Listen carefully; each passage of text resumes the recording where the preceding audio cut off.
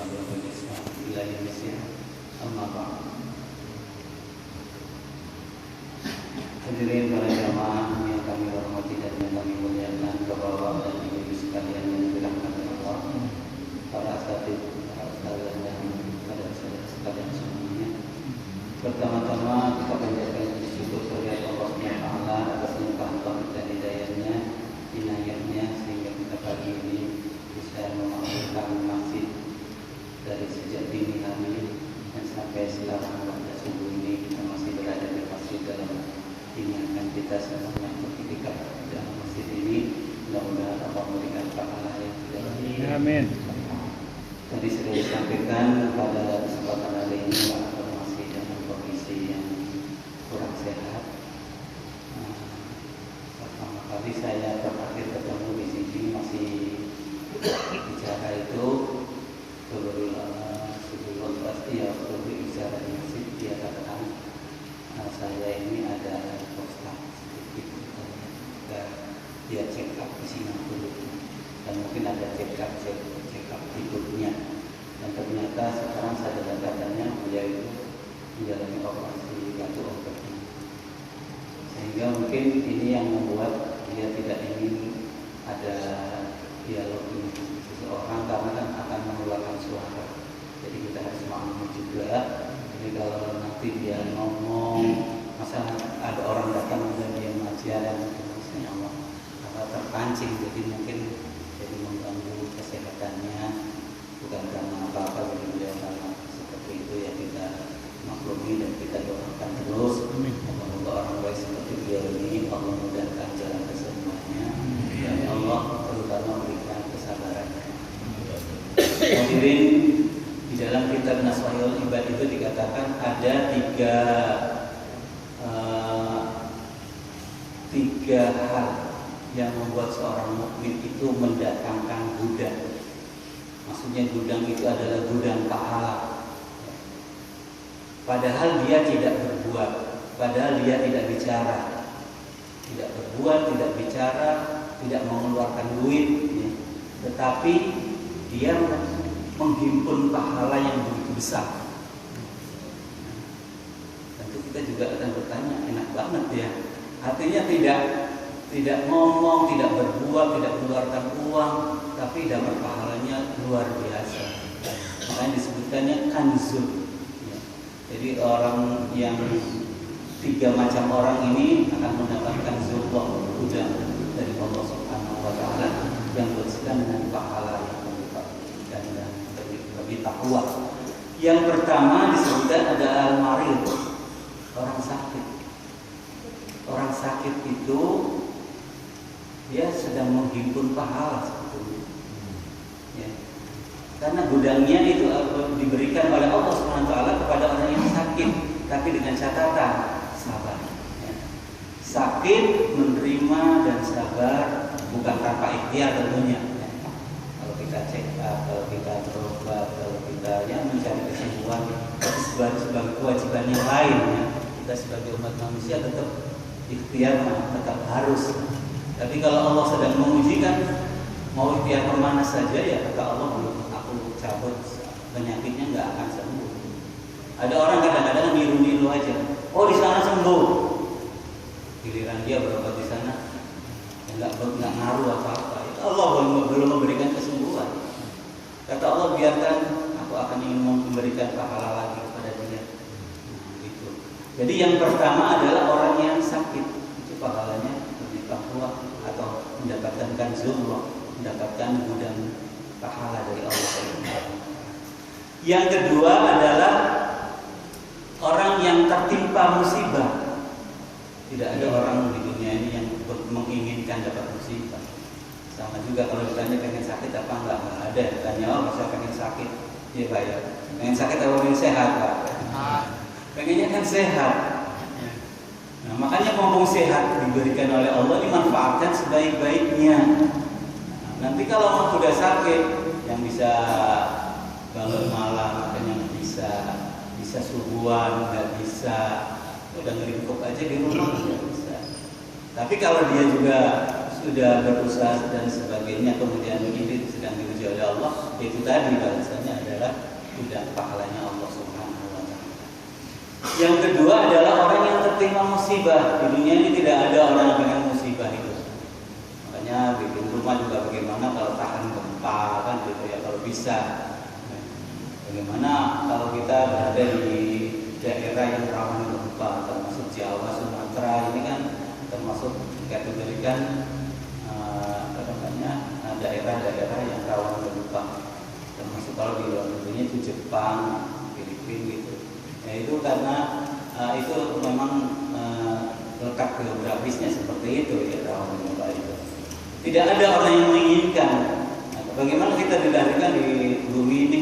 Ya kita tetap berusaha, tetapi juga ya tidak ingin mendapatkan gempa itu. Kalau sudah terjadi, kemudian ada orang yang suka tidak menerima. Saya nggak pernah berbuat maksiat, saya nggak banyak dosa, kok tidak pernah juga. Kalau bagi orang mukmin itu Pak, enak, pahit, getir, semuanya itu, nah itu adalah merupakan satu hal yang mulia bagi orang mukmin. Tidak ada karena dia banyak dosanya kemudian sakit, karena dia banyak dosanya karena kemudian tertimpa musibah. Itu bagi orang mukmin tidak seperti itu. Kalau bagi orang kafir, iya. Karena itu azab yang didipikkan, azab yang didahulukan di dunia. Tapi bagi orang yang beriman, itu bagian rentetan daripada ujian-ujian yang Allah berikan. Nah, tadi kan saya sudah sampaikan, itu orang yang tertimpa musibah termasuk Allah memberikan gudang pahala. Mungkin biar dia makamnya itu tinggi, ya. Kalau orang mukmin kan bukan di level bawah, orang mukmin sudah di sini. Apalagi kalau orang itu levelnya tinggi lagi, Allah sudah menetapkan tinggi, tapi amalnya belum cukup. Nah, bagaimana supaya dia cukup menduduki level yang lebih tinggi ini? Kasih sakit, kasih musibah. Kalau dia sabar, nyampe pada makam yang tinggi itu. Nah, hadirin para jamaah yang kami hormati, yang ketiganya adalah orang yang sabar.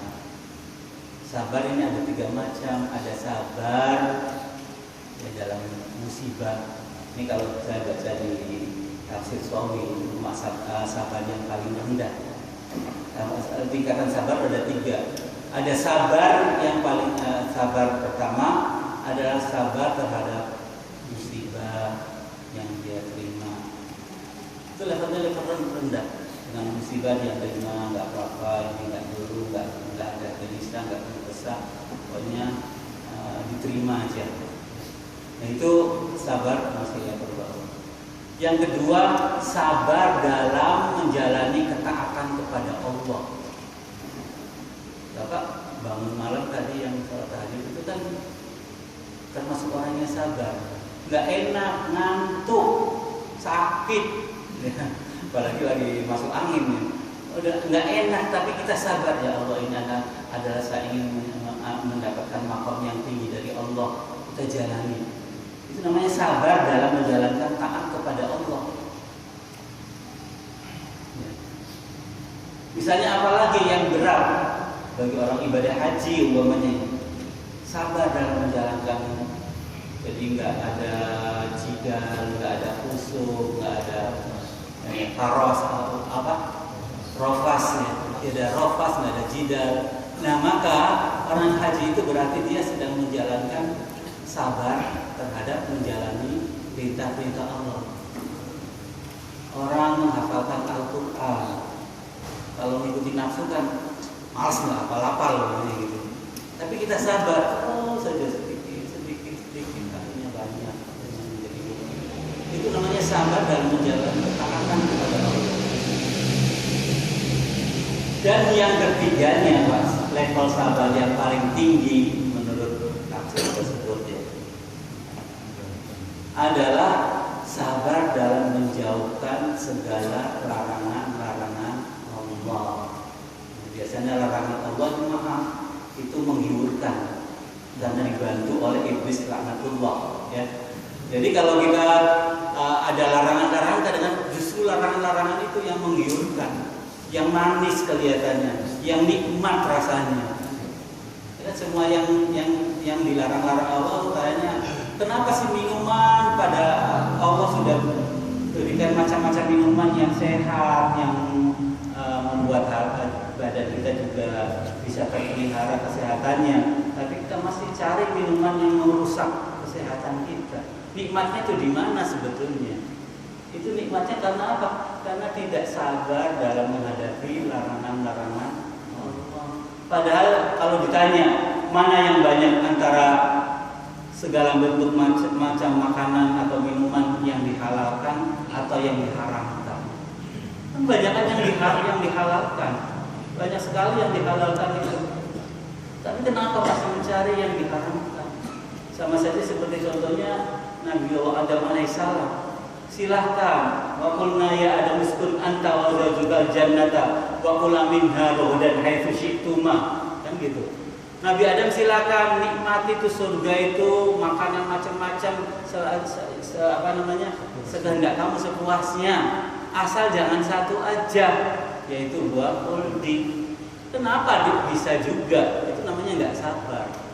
Makanya itu Nabi Adam, orang tua kita pertama ibaratnya ya, itu kan merasa misalnya itu sampai seumur hidup baru satu larangan saja itu. Kita kadang-kadang berbagai macam larangan nggak ada rasa sesal-sesalnya, bahkan ada yang malah banggakan gitu. Alhamdulillah ya. Itu Nabi Adam kan gitu. Jadi semua dihalalkan oleh Allah hanya satu, itu malah yang diterjang juga.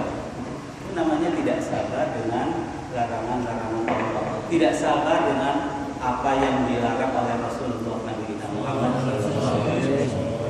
Nah hadirin para jamaah yang kami hormati dan yang kami muliakan, maka kita doakan semoga Allah diberikan oleh Allah kesabaran.